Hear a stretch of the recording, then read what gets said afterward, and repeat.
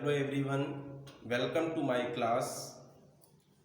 Now we are going to start third very most important topic from the NCERT, nature of CX bond. Dear students, आज की class में हमारा जो topic है वो है नेचर ऑफ CX बॉन्ड, जो NCERT book introduction then classification nomenclature के बाद जो मोस्ट इंपॉर्टेंट है, जो आपको जानना जरूरी है, nature of CX bond.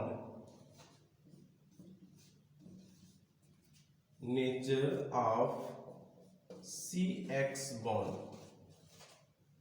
At first आपको ये ध्यान रखना है CX बॉन्ड क्या होगा, नेचर ऑफ CX बॉन्ड क्यों पढ़ रहे हैं, ये डिस्कस करने के पहले ये ध्यान रखिए नेचर ऑफ CX बॉन्ड यदि आपको लर्न करना है, समझना है, और ये समझना इसलिए भी इम्पोर्टेंट हो जाता है बिकॉज इसमें बहुत सारे क्वेश्चंस हैं आपके।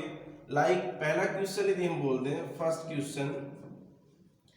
क्वेश्चन क्या होगा, Y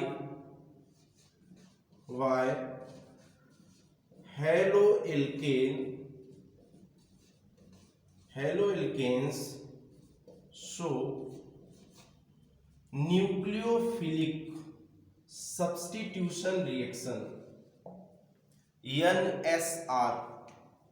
nature of CX bond से ही आपको क्लियर होगा कि हमारा जो न्यूक्लियोफिलिक सब्स्टिट्यूशन हो रहा है वो क्या रीजन है, जो बेसिक पॉइंट है।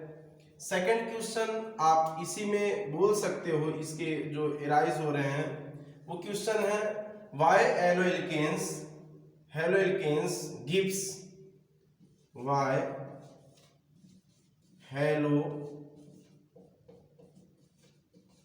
Alkanes gives electrophilic substitution reaction और elimination reaction ER। Very most important question for board purpose, जो आपका बोर्ड एग्जाम में आता है क्वेश्चन। ये बोर्ड एग्जाम में haloarenes are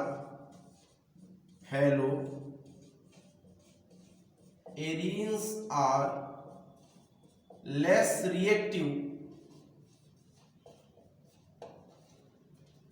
reactive than haloalkanes. Dear students, आपको इन क्वेश्चन का आंसर जो मिलने वाला है वो नेचर ऑफ CX बॉन्ड से पता चलेगा कि haloalkanes nucleophilic substitution reaction क्यों देते हैं। जो हमारे हेलो एल्केन है, नाभिक स्नेही प्रतिस्थापन, हेलो एल्केन्स आपके विलोपन अभिक्रिया इलिमिनेशन रिएक्शन क्यों शो करते हैं। जो बोर्ड एग्जाम का मोस्ट इंपॉर्टेंट क्वेश्चन आया हुआ है कि haloarenes are less reactive than haloalkanes. Haloarenes क्या होते हैं, लेस रिएक्टिव होते हैं, किनसे, हेलो एल्केन से। इन क्वेश्चन के आंसर को फाइंड आउट करने के लिए हम क्या ध्यान रखते हैं, nature of CX bond. Okay, so come to the point. In this case, you know CX bond, C आपको बोल दें, C रिप्रेजेंट क्या करता है आपका कार्बन, X रिप्रेजेंट क्या करता है आपका हेलोजन। ओके, लाइक मैं कोई भी जितने भी आप हेलो एल्केन्स का एग्जांपल यूज करते हैं, नॉमेनक्लेचर में आपने बहुत सारे एग्जांपल यूज किए हुए थे, लाइक CH3Cl, आपने CH3CH2CH2I, कोई भी एग्जांपल आप यूज करते हो। लुक हियर, ये आपने बेंजीन रिंग पे आपने Br यूज किया हुआ है। इन ऑल केसेस आपके CX बॉन्ड प्रेजेंट है। C किसको बोलते हो, C represent for carbon, C क्या हो गया आपका carbon, X represent for halogen. सभी में यहाँ पे भी आपका CX बॉन्ड है, यहाँ पे भी इस केस में भी आपका क्या है, ये CX बॉन्ड है। तो आपको ध्यान रखना है कि कार्बन और क्या हो गया, ये आपका हेलोजन हो गया। अब CX बॉन्ड का जो नेचर है वो नेचर कैसा होता है, तो आपको एक चीज ऑब्जेक्टिव पर्पस से ध्यान रखना है। CX bond is polar covalent nature. CX bond is polar covalent nature. CX bond किस नेचर का होता है, आपका पोलर कोवैलेंट नेचर का होता है। Polar covalent nature in the sense, आपने यहाँ पे C रिप्रेजेंट किया हुआ है, ये X है, यहाँ पे कार्बन की वैलेंसी 4 होगी। आप ऐसा शो कर सकते हैं, बॉन्ड नहीं भी शो करेंगे तो भी राइट है। यहाँ आपको पता है, आप मल्टीपल चॉइस क्वेश्चन में what is the nature of CX bond, so you can say that polar covalent. Polar covalent जो CX बॉन्ड का नेचर होगा वो कैसा होगा, आपका पोलर कोवैलेंट नेचर होगा।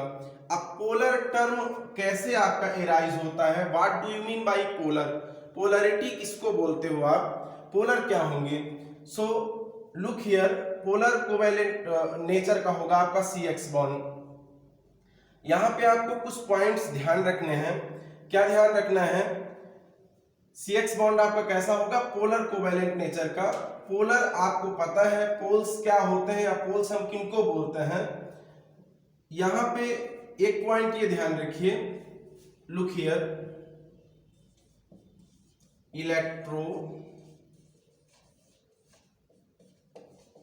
Electronegativity of halogen, electronegativity of halogen is greater than that of halogen, greater than that of halogen। Polar nature का reason क्या हो जाएगा आपको, कि जो आपकी इलेक्ट्रोनिगेटिविटी है किसकी, हेलोजेंस की, हेलोजेंस की इलेक्ट्रोनिगेटिविटी क्या होगी, greater than that of halogen, due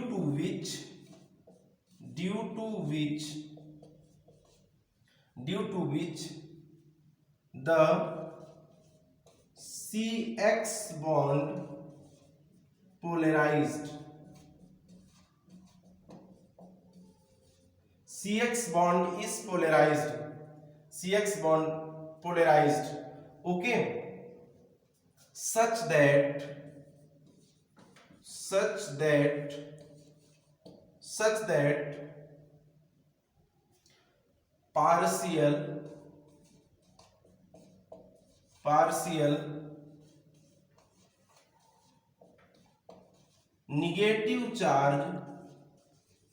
partial negative charge developed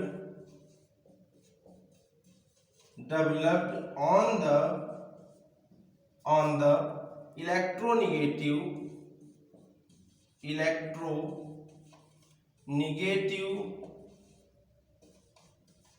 halogen atom while partial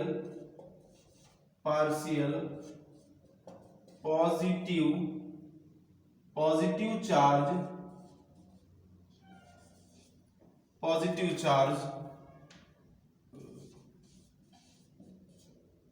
developed on carbon atom। Look here, आपने वन वर्ड में इजी वे में इतनी चीजें एक्सप्लेन कर दी कि जो हमारा CX बॉन्ड है वो कैसे नेचर का है, पोलर नेचर का है।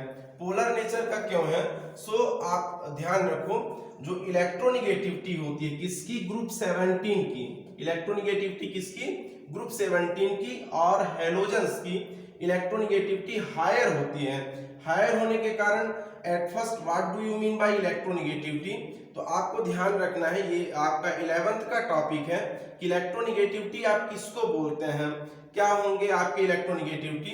सो लुक हियर, इलेक्ट्रोनिगेटिविटी आप बोल सकते हो tendency to attract shared electron by an atom. What do you mean by electronegativity, electronegativity के लिए आप यूज कर सकते हो टेंडेंसी टू अट्रैक्ट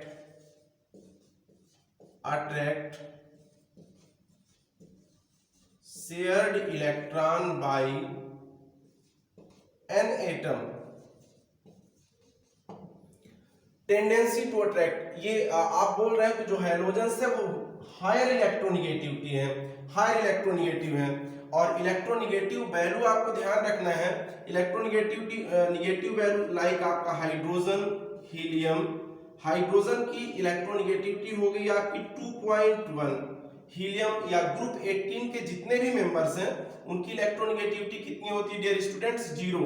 हाइड्रोजन के बाद आपका आता है lithium, beryllium, then boron, carbon, nitrogen, oxygen, fluorine, then neon. In this case, what is the electronegativity of lithium? 1.5, beryllium 2.0, boron 2.5, carbon 3.0. Let me check. Sorry, lithium have 1.0, beryllium have just 1 minute. Beryllium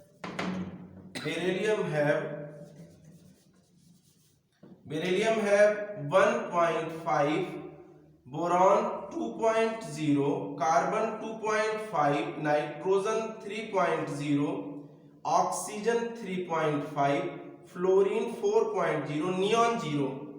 Okay, same as आपका lithium, after lithium sodium, magnesium, aluminium, silicon, phosphorus, sulfur, chlorine, then argon. In this case, sodium have, what is the electronegativity? 0.9. Magnesium 1.2, 1.5, 1.8, then 2.1, then 2.5, then 3.0 और 0। Electronegativity की ये values जो हैं उनको आपको ध्यान नहीं रखना है, बट ये थोड़ा फॉर्मल ट्रिक है कि इलेक्ट्रोनिगेटिविटी हैलोजेंस की ग्रेटर है। कंप्लीट पूरे जो आपके टोटल एलिमेंट्स हैं 118 में हम कहें किसकी इलेक्ट्रोनिगेटिविटी हायर है, तो आपको ध्यान रखना है कि इलेक्ट्रोनिगेटिविटी किसकी हायर होती है? आपके फ्लोरीन की हायर होती है। देन उसके बाद कंप्लीट पीरियोडिक टेबल में मोस्टली आपका 1.2, 1.9 इससे कम ही रहेगा। और आपको क्लास 11th में मैंने एक टर्म भी बताया हुआ था, phone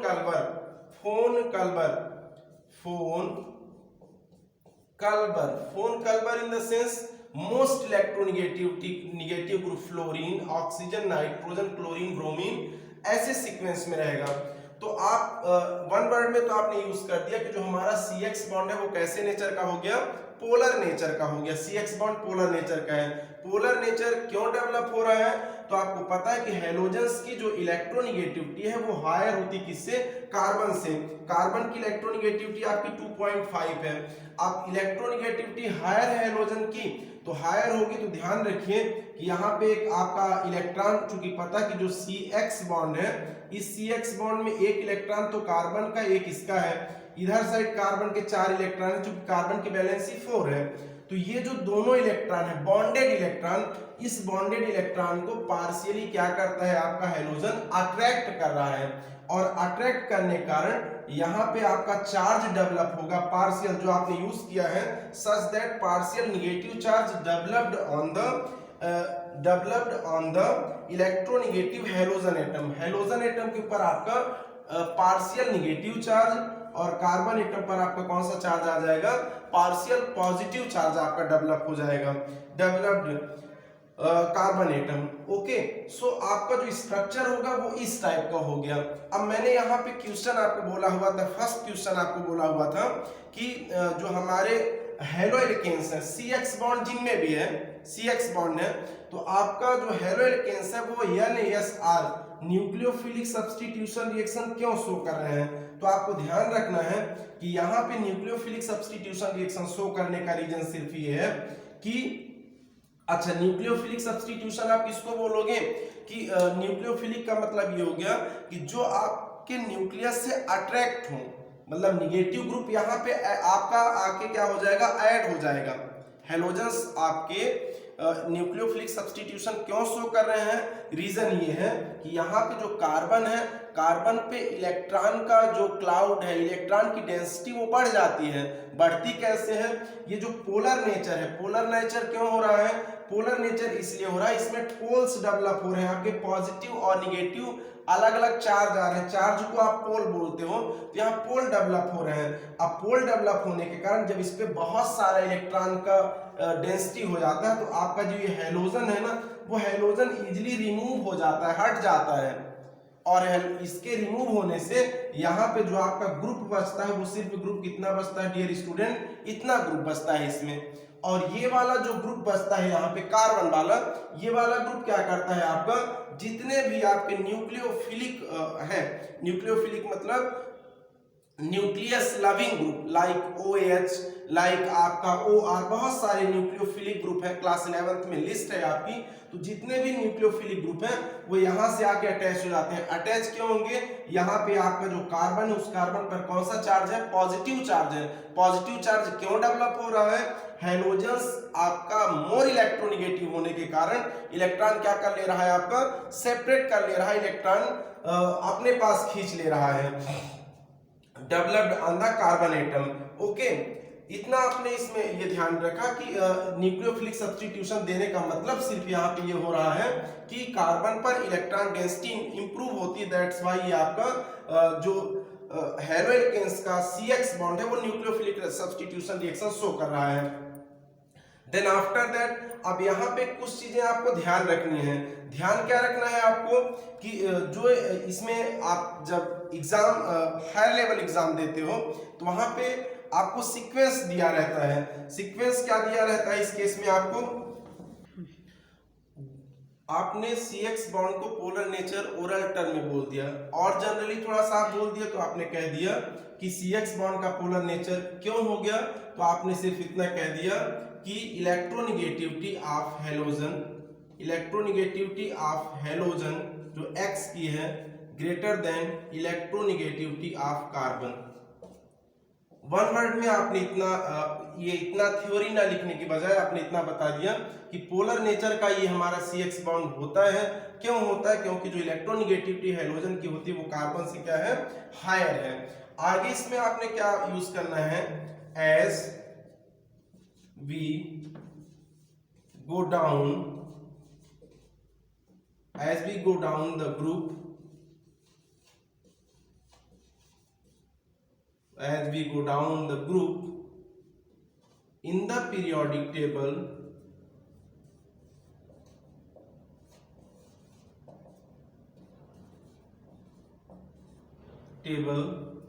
the size of halogen, the size of halogens increases, size of halogen increases, fluorine is the smallest, fluorine is the smallest, while and iodine is the largest. Consequently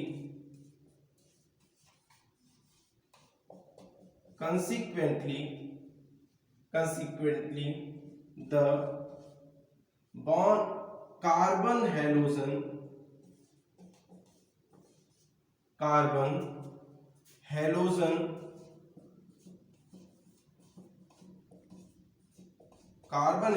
bond is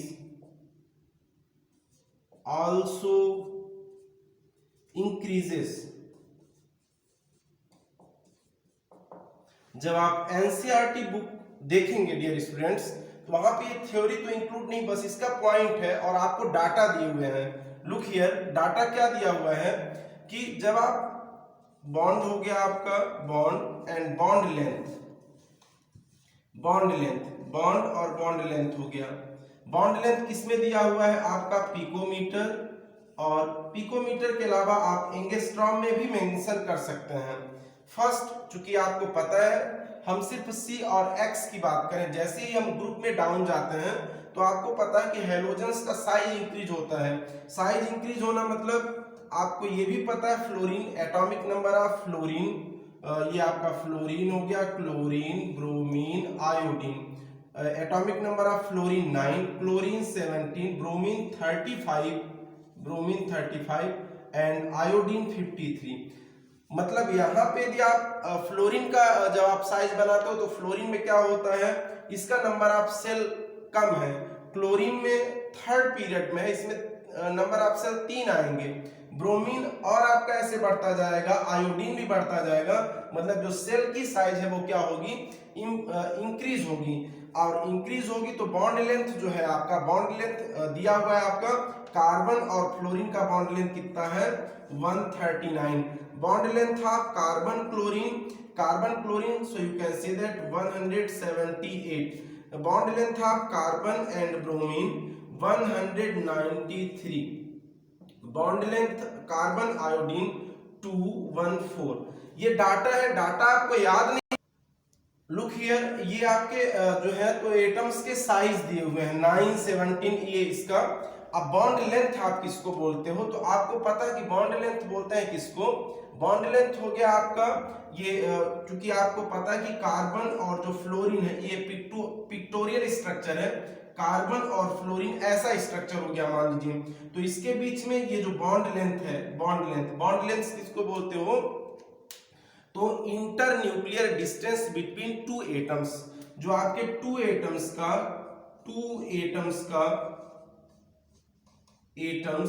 inter nuclear distance जो होगा उसको आप क्या बोल दिया आपने, bond length बोल दिया। तो बॉन्ड लेंथ यहाँ कार्बन फ्लोरीन का इतना है।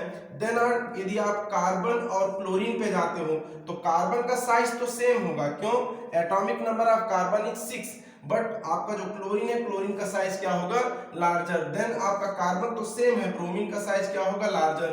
कार्बन तो सेम है, आपका जो आयोडीन है उसका भी साइज क्या होगा, लार्जर होता जाएगा। इट मींस क्या है, यहाँ पे जो बॉन्ड लेंथ है, बॉन्ड लेंथ की वैल्यू कितनी दी हुई है आपको 139 पिकोमीटर, और 1 पिकोमीटर को आप कितना बोलते हो, 1 pm इज इक्वल हो गया आपका 10⁻12 मीटर। सेंटीमीटर में आप यूज करोगे 10⁻10 मीटर हो जाएगा 1 पिकोमीटर का, सॉरी सेंटीमीटर में 2 माइनस कर दोगे। एंगस्ट्रॉम के केस में 1 एंगस्ट्रॉम इज इक्वल 10⁻10 मीटर, और सेंटीमीटर में आप 2 और माइनस कर लोगे। तो जैसे जैसे हम ग्रुप में डाउन जाएंगे तो वहां पे आपको जो बॉन्ड लेंथ है उसका ये सीक्वेंस मिलेगा। आपको ये डाटा याद नहीं रखना है, इलेक्ट्रोनिगेटिविटी का डाटा आपको नहीं लर्न रखना है, बट आपका कॉन्सेप्ट क्लियर होना चाहिए। कॉन्सेप्ट क्लियर होना इन द सेंस कि आपने इजीली वे में इतना कह दिया कार्बन और जो हमारा हेलोजन बॉन्ड है, CX बॉन्ड है, पोलर नेचर का है। क्यों पोलर नेचर का, इसलिए है कि जो हमारा हेलोजन है, हेलोजन की इलेक्ट्रोनिगेटिविटी हायर होती है कंपैरिजन टू कार्बन। इलेक्ट्रोनिगेटिविटी आपने लर्न कर लिया। देन आगे आपका when we move from the periodic table, तो आपका जो हेलोजन्स आर इंक्रीज होते हैं, और इंक्रीज होने के केस में ऐसा होगा। अब आपको जो क्वेश्चन आते हैं हायर लेवल एग्जाम में, तो ये रहता है कि arrange this in increasing order of bond length. Increasing order में इनको अरेंज करना है आपको, हेलोजेंस को, दीज हेलोजेंस आपको जब इंक्रीजिंग ऑर्डर में अरेंज करना हो। आपने जब बॉन्ड लेंथ की बात ध्यान रख ली, तो इसमें आगे एक पॉइंट क्या आप बोल सकते हो, फर्दर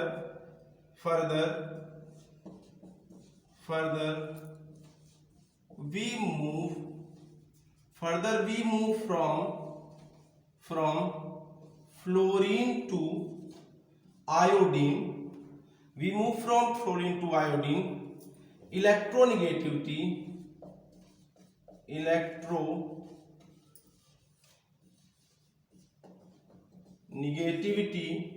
electronegativity decreases,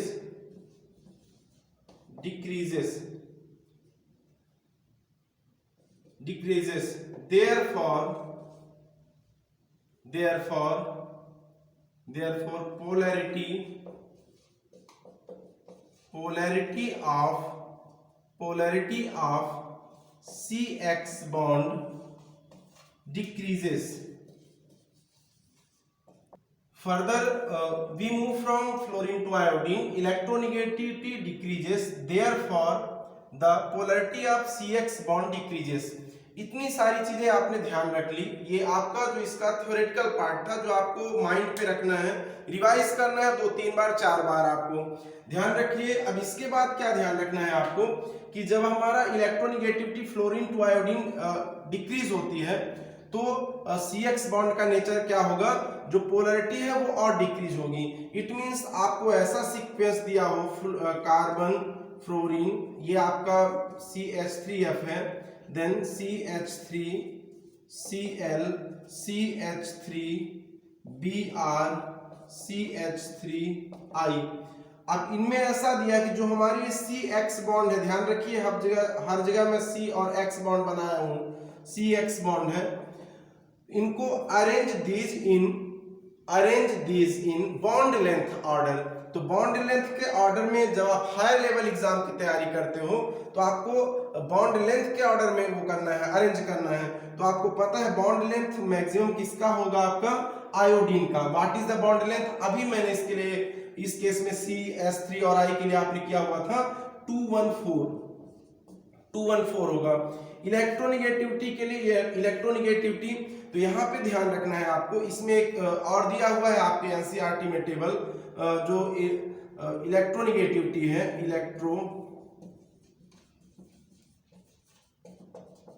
इलेक्ट्रोनेगेटिविटी ध्यान रखना है ये कि जब भी हमारे कोई भी बॉन्ड पोलर नेचर के होंगे तो पोलर नेचर के कंसीडर करने के लिए हम डायपोल मोमेंट लर्न करते हैं।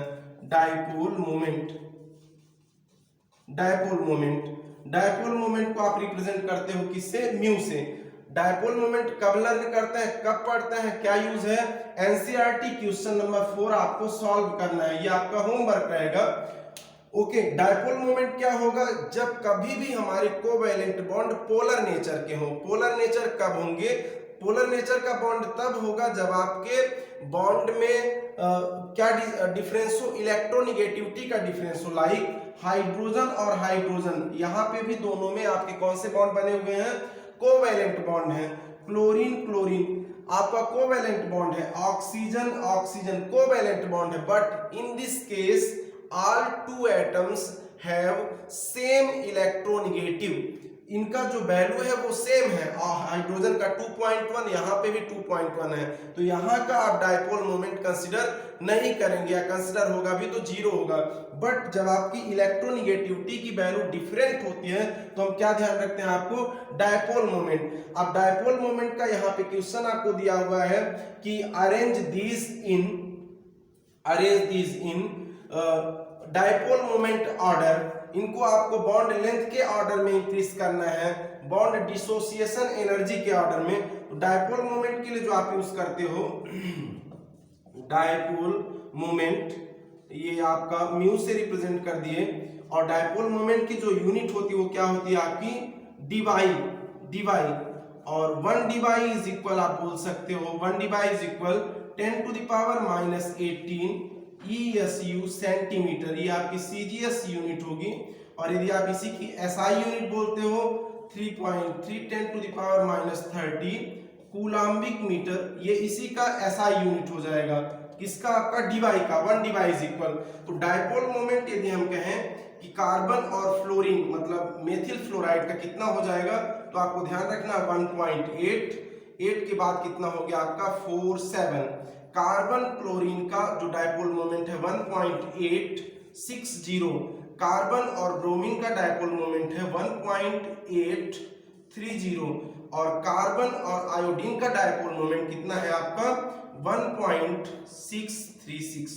ये आपका किसमें है, डीवाई या म्यू से आप इसको रिप्रेजेंट करते हैं। इलेक्ट्रोनेगेटिविटी में डिफरेंस होने के कारण आप डायपोल मोमेंट कंसीडर करते हो, इसको हम कैलकुलेट करते हैं। डायपोल मोमेंट क्या होगा, तो डायपोल मोमेंट आप बोल सकते हो the product of charge into distance charge और डिस्टेंस का जो भी प्रोडक्ट होगा उसको हम क्या बोलते हैं, आपका डायपोल मोमेंट बोलते हैं। तो डिस्टेंस आपने पहले मैंने टेबल अभी यूज किया हुआ था कि कितना कितना डिस्टेंस होता है, किसमें, आपका क्लोरीन और फ्लोरीन में डिस्टेंस था 139।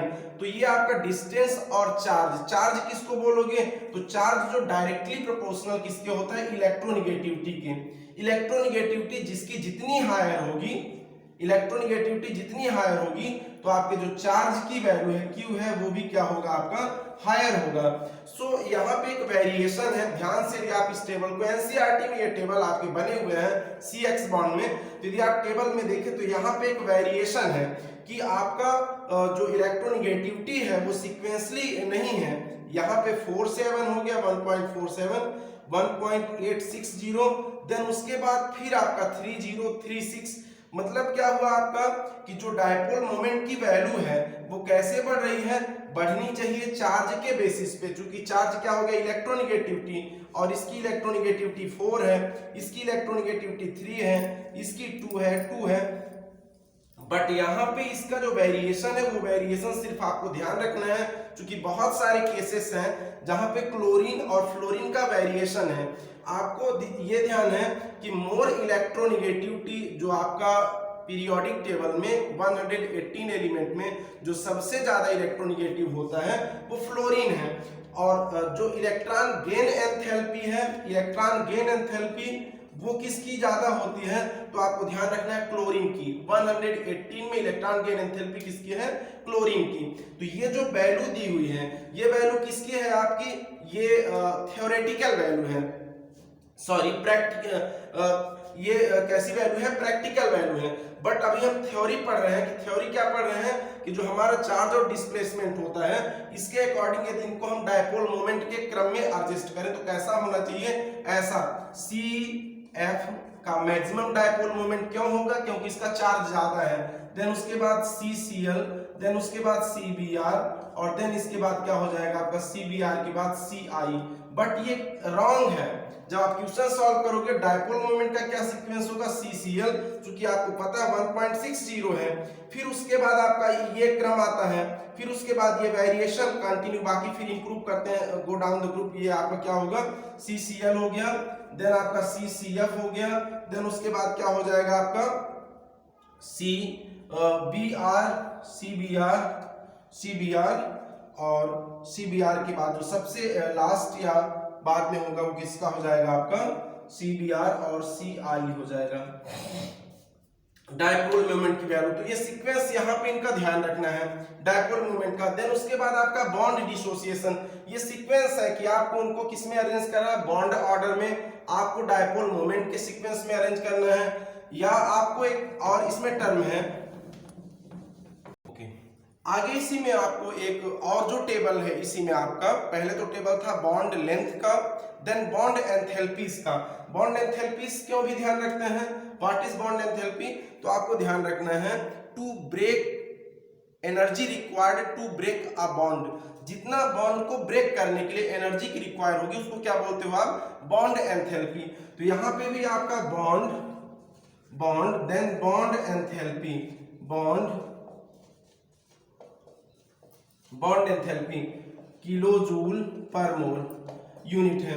यहाँ ये आपका क्लोरीन और फ्लोरीन की बॉन्ड एंथैल्पी है 452, कार्बन क्लोरीन की बॉन्ड एंथैल्पी है 351, कार्बन ब्रोमीन की बॉन्ड एंथैल्पी है कितनी 2, कितनी हो जाएगी इसमें 2, और लास्ट है आपका कार्बन आयोडीन की कितनी हो जाएगी 3, देन 2, 3, 4। ये बॉन्ड एंथैल्पी की वैल्यूज हैं। तो ये वैल्यूज आपको माइंड पे थोड़ा सा ध्यान रखना है, यदि याद रह सके तो, नहीं याद है तो कोई बात नहीं, ये वैल्यूज का कहीं पे नहीं है, बट इनका रहता है कि arrange this in bond enthalpy order, bond enthalpy के ऑर्डर में इनको अरेंज करना है। तो आप अरेंज कब कर पाओगे, जब आपके माइंड पे हो कि इनकी बॉन्ड एंथैल्पी इतनी होती है, मतलब फर्स्ट ही आपका CF, CCl, CBr and the last one is CI।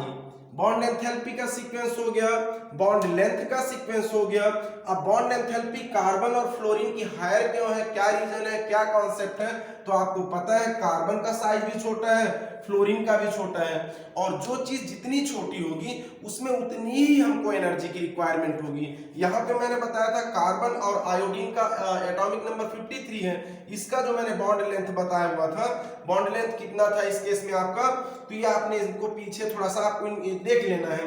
तो जहां पे बॉन्ड लेंथ की वैल्यू इनकी हायर है, हायर होने के कारण इनको ब्रेक करने में कम एनर्जी, लेस एनर्जी की रिक्वायरमेंट होगी। लाइक कि मान लीजिए एक बड़ा सा चौक है और एक हम छोटा सा चौक लिए हुए हैं, तो बड़े चौक को हम इजीली ब्रेक कर लेंगे। क्यों?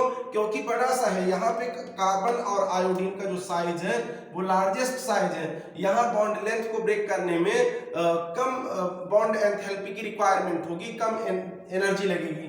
इस केस में हमको ज्यादा एनर्जी की रिक्वायरमेंट होगी, इस कारण से इसकी वैल्यू क्या होती है, हायर होती है। ध्यान रखना है आपको डायपोल मोमेंट का केस, डायपोल मोमेंट क्या होगा, बॉन्ड एंथैल्पी बॉन्ड एनर्जी का केस आपको माइंड पे याद रखना है।